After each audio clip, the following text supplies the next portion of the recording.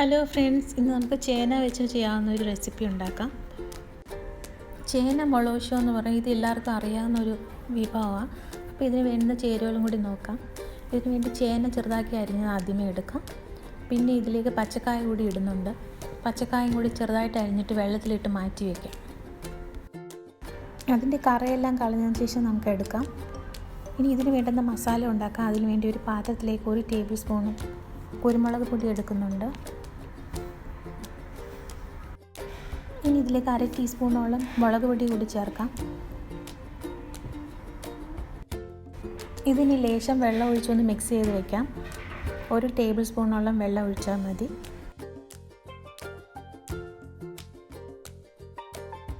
ഇനി കുക്കറിലേക്ക് ഞാൻ ഈ ചേന ചെറുതാക്കി അരിഞ്ഞത് ഇടുന്നുണ്ട്.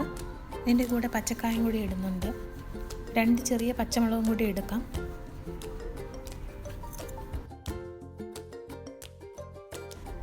ഇനി ഇതിലേക്ക് മുളക് റെഡിയാക്കി വെച്ചത് ചേർക്കാം. ചെറിയൊരു കഷ്ണം പുളി കൂടി ഇടാം. ആവശ്യത്തിനുള്ള ഉപ്പും കൂടി ഇടണം. വേവാനായിട്ട് ഒരു 1/4 ഗ്ലാസ് വെള്ളവും കൂടി ചേർക്കുന്നുണ്ട്.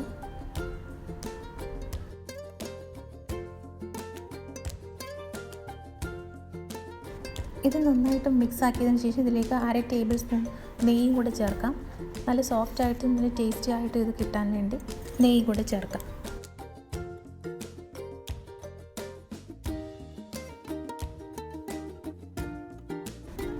ഇനി ഇതൊന്ന് അടച്ചു വെച്ച് വേവിക്കാം. ഒരു 2 വിസിലാകുന്നവരെ ഒന്ന് വേവിക്കണം.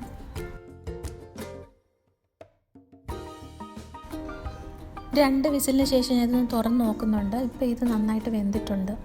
ചേനയുടെ വേവിനനുസരിച്ച് നമ്മൾ വെള്ളം ഒഴിച്ച് ഒന്നുകൊണ്ട് വേവിക്കേണ്ടി വരും. ഇതെന്തായാലും നന്നായിട്ട് വെന്തിട്ടുണ്ട്. ഇനി ഇതിലേക്ക് കുറച്ച് വെളിച്ചെണ്ണ കൂടി ഒഴിക്കാം. മുളകിൻ്റെ ആ കുത്തൽ മാറാനായിട്ട് ഒരു പാത്രത്തിലേക്ക് മാറ്റാം. ഈ റെസിപ്പി എല്ലാവരും വീട്ടിൽ ട്രൈ ചെയ്യണം. ഇത് വളരെ ഹെൽത്തി ആയിട്ടുള്ള റെസിപ്പിയാണ്. അപ്പോൾ ഇത് ഇഷ്ടപ്പെട്ടാൽ ലൈക്ക് ചെയ്യാനും കമൻറ്റ് ചെയ്യാനും ഷെയർ ചെയ്യാനും മറക്കല്ലേ. വേറൊരു റെസിപ്പിയായിട്ട് വീണ്ടും വരാം. Thanks for watching.